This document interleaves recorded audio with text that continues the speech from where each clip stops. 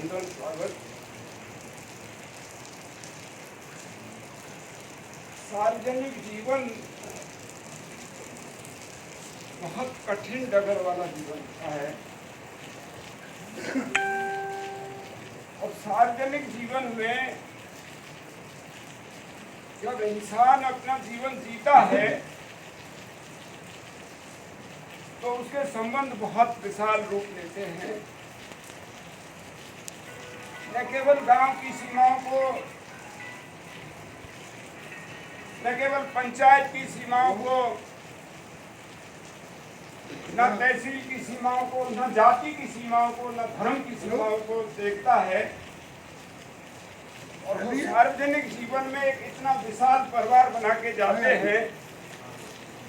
जैसा बुआ साहब एक अपना एक विशाल परिवार बना के गए, ये मेरा सौभाग्य है। मैं तो सुबह शाम हमेशा अपने पूर्व जन्म के कर्मों को भी याद करता हूँ और ईश्वर को इस बात के लिए धन्यवाद ज्ञापित करता हूँ कि मुझे बुआ साहब जैसे पिता और मेरी माँ मुझे इस जीवन में मिले। मैं तो धन्य हो गया ना।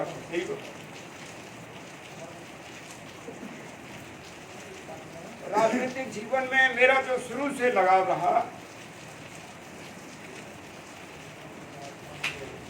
पता नहीं एक जज्बा जब मैं पढ़ता था तब से ही मेरे पिताजी के साथ ही रहा मेरा खेल। और जो कुछ आज मैं हूँ, जो कुछ मेरे अंदर है, जो क्षमताएं हैं, वो सब मेरे पिताजी की दी हुई। उन्हीं के संस्कारों के छाया में जो है मैं इतना बड़ा हुआ हूँ। और राजनीतिक क्षेत्र में यदि मैं बात करूं तो मेरा लगाव राजस्थान के मुख्यमंत्री सम्माननीय अशोक जी गहलोत जी से शुरू से है। दुश्मनी किसी से नहीं है, वैर भाव, ईर्ष्या भाव किसी नेता के प्रति नहीं है, लेकिन विशेष लगाव जो है और वो सब पब्लिक जानती है। उसका कारण भी है 2003 में जब बुआ साहब का चुनाव जो हुआ, हरियाणा सिंह जी विधायक बने थे, उसके बाद राजनीतिक पकड़ को कमजोर हुई थी और 2008 में टिकट ही काट दिया था। लेकिन 2003 में चुनाव हारने के बाद जो मैं और मेरे पापा जी जयपुर गए तो गहलोत जी ने, सीपी जोशी जी ने मतलब बहुत दुख व्यक्त किया था बुआ साहब की राजनीतिक स्थिति को लेकर के। और उन्होंने एक आश्वासन उस समय हमें दिया था कि 2005 में जब पंचायत राज के चुनाव हुए तो हम आपके पुत्र को कोई ना कोई जगह स्थापित करने का प्रयास करेंगे। और उनकी मेहरबानी रही। 2005 में आप लोगों के आशीर्वाद से मैं भूल नहीं सकता मेरे जीवन में गाजीपुर, भोकर, अमरपुर, खादा, मेरी राजनीतिक जो पैदाइश है वो मेरी वहीं से है। उन्होंने मुझे आशीर्वाद दिया, पंचायत समिति का चुनाव जिताया और फिर गहलोत जी का आशीर्वाद मिला और मैं प्रधान बना। 5 साल के उस पीरियड में मेरी कोशिश रही कि मैंने सेवा करने का काम किया और उसका नतीजा हुआ कि 2010 में वापस फिर माननीय मुख्यमंत्री जी ने बिल्कुल सबसे ऊपर जाकर के, मेरे पक्ष में नहीं थे लोग, याद बता रहा हूँ आपको, लेकिन सम्माननीय मुख्यमंत्री जी ने उस समय जितने भी जिले के नेता थे उन सबको बुला के एक ही लाइन की बात कही थी कि मैं दौसा में अजीत को जिला प्रमुख देखना चाहता हूँ, और उन्हीं के आशीर्वाद से मैं जिला प्रमुख बना। और अब 2015 के बाद से जो स्थिति है वो सब आपके सामने है। अचानक से या 2 मिनट रोक गए, अचानक से ऐसी परिस्थितियां आई, हमने कल्पना भी नहीं की थी। हमारे ऊपर से, आप सबके ऊपर से एक बहुत बड़ी छाया एक आंधी जैसे आती है और आसियाना उजाड़ के चली जाती है, इस प्रकार से महुआ साहब चले गए। लेकिन मुझे याद है, आज भी यहाँ मान सिंह जी बैठे हैं, राजूलाल जी बैठे हैं, और भी शायद 10-15 लोग थे। शाम की एक दिन पहले की बात है, जब उनको पैरालाइसिस का अटैक हुआ सुबह, शाम को हम लोग यहीं इसी कमरे में बैठे थे। और शायद मेरे जीवन की वो जो क्षण है ना, वही मेरी एक ताकत थी। उनके जो शब्द हैं वो बार बार मेरे कानों में गूंजते रहते हैं। शाम के टाइम हम सारे लोग बैठे थे यहाँ, ये नहीं पता था कि ये इनके आखिरी शब्द हैं। इन सब लोगों से कह रहे थे, मान सिंह जी, मैं मेरे बेटे से बहुत संतुष्ट हूं,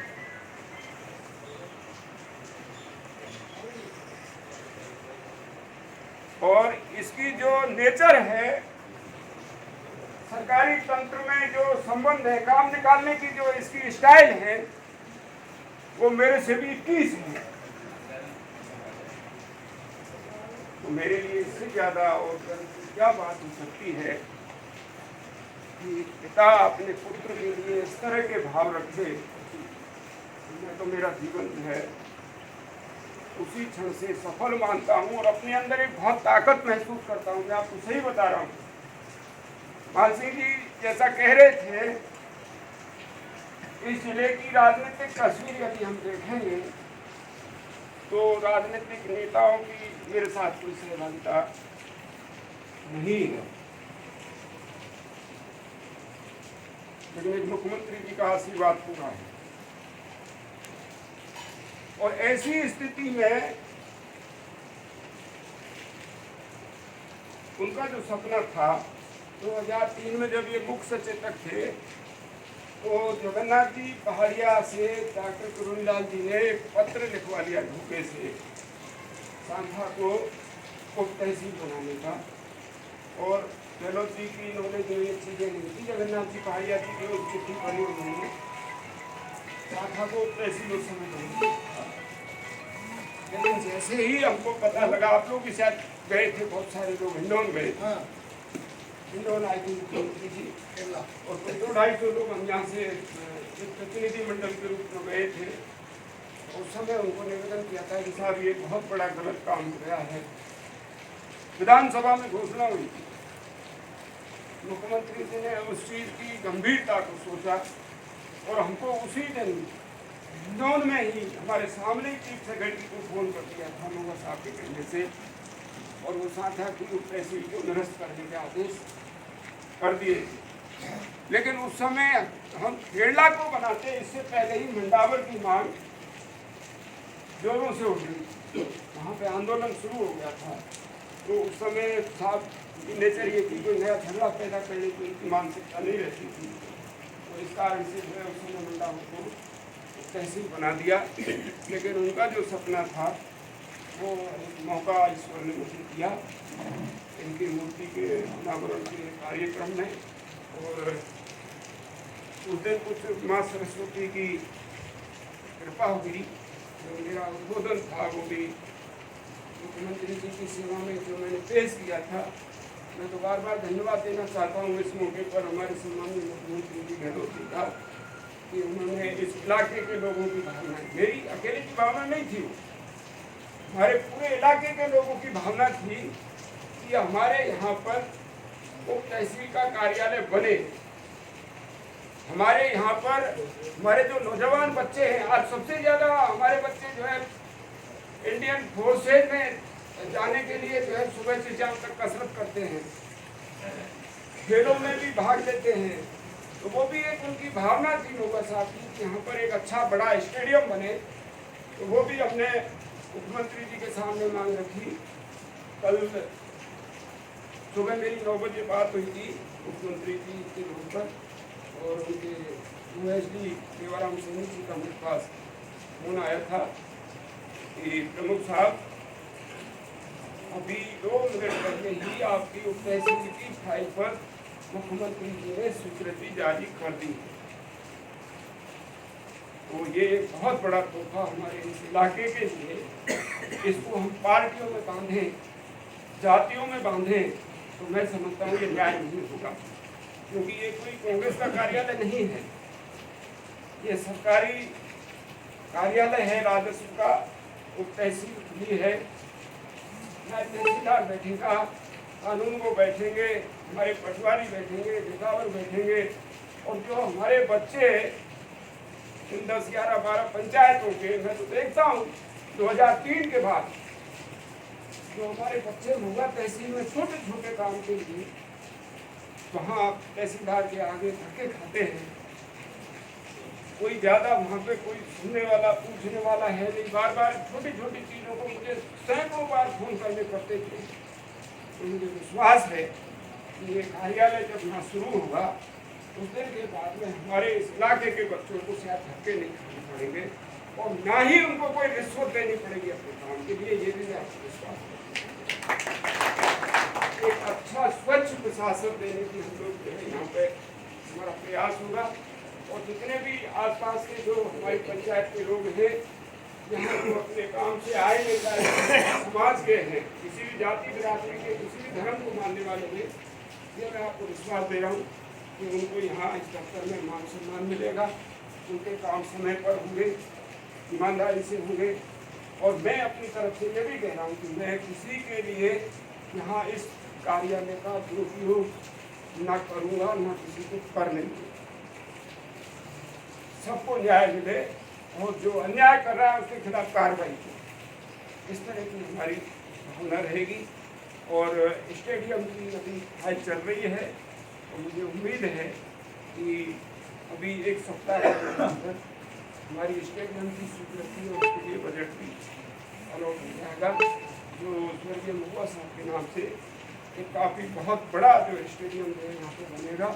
इससे हमारे इलाके के नौजवान बच्चों को उसका फायदा व्यायाम के रूप में भी मिलेगा, खेलों के रूप में भी मिलेगा, और जो नौजवान बच्चे हैं उनकी प्रतिभाओं को निखारने का एक बहुत बड़ा अवसर इस इलाके में हम आपको उपलब्ध कराने का प्रयास कर पाएंगे, ऐसी मेरी उम्मीद है। एक और जो एग्रीकल्चर कॉलेज के लिए बात हुई थी हमारी, वो भी फाइल जो है चल रही है। मेरा प्रयास रहेगा कि यहाँ एग्रीकल्चर कॉलेज खुले। इसके अलावा मैं आपको ये विश्वास दिला रहा हूँ, ये अभी शुरुआत हुई, कि मैं कोई पद पे नहीं हूँ, आपको पता है। सिर्फ एक मुख्यमंत्री जी से अच्छे संबंधों की सौगात आपके इस इलाके को देने का प्रयास कर रहा हूँ, और ये प्रयास मेरा निरंतर जारी रहेगा। आज ये उप तहसील बनी है, मैं आपको विश्वास दे रहा हूँ कि इसी पीरियड में, इसी सरकार के कार्यकाल में 1.5 लाख को तहसील का दर्जा भी दिलाने की कोशिश इन्हीं मुख्यमंत्री के कार्यकाल में 1.5 लाख तहसील बनेगी। और मैं बहुत ज़्यादा उसको सार्वजनिक नहीं करना चाहता। जो एक बार हमारी पुरानी तस्वीर थी हुआ की, मेरी कोशिश रहेगी कि उस पुराने नक्शे को जो टूट गया है उसको वापस पुराने नक्शे को बहाल करने की मेरी कोशिश रहेगी, जिससे हमारा जो आने वाला वक्त है इस पूरे इलाके के लिए एक अच्छा वातावरण मिले और एक अच्छा माहौल जो है यहाँ पे बने। इस बात का मेरा प्रयास रहेगा। और इसके अलावा आप लोग जैसे मुझे कोई, क्योंकि सारी चीज़ें मेरे दिमाग में आ गई, ये संभव नहीं है। आप में से किसी भी साथी को कोई भी काम के लिए कोई दिमाग में कोई अच्छी योजना आपकी आए तो आप मुझे बताएं, मेरा प्रयास रहेगा। सरकार के कोई और भी कार्यालय हैं, पानी के हैं, बिजली के हैं और एग्रीकल्चर के हैं। आगे चल के सपने तो मेरे भी बहुत हैं। मैं चाहता हूँ खेड़ा में SDO का कार्यालय भी खुले। मैं चाहता हूँ खेड़ा पंचायत समिति बने, लेकिन इनमें थोड़ा वक्त लगेगा और ईश्वर की कृपा रही और अच्छा समय आप लोगों के आशीर्वाद से रहा तो ये सारी चीज़ें इस इलाके को एक अच्छी सौगात देने का मेरा प्रयास रहेगा। और अंत में जो आप सब लोग साथी यहाँ आए हैं, मेरा इस कार्य के लिए जो मेरा मनोबल बढ़ाया है आपने, मुझे जो हिम्मत प्रदान की है, उसके लिए मैं आपको हृदय की गहराई से बहुत बहुत धन्यवाद देता हूँ। और इस विश्वास के साथ आज मैं आपको एक चीज बताऊं कि मैं चुनाव क्यों लड़ा था।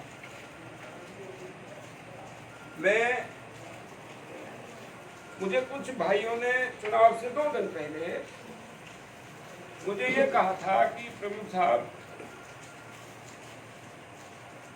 ऊपर से कुछ बातें ऐसी आ रही है कि चुनाव मत लड़ो। ऊपर से कहाँ से आ रही है? परमात्मा से कोई फोन आए क्या? कि नहीं, नेताओं के ये भाई नेताओं के वहाँ से कोई मैसेज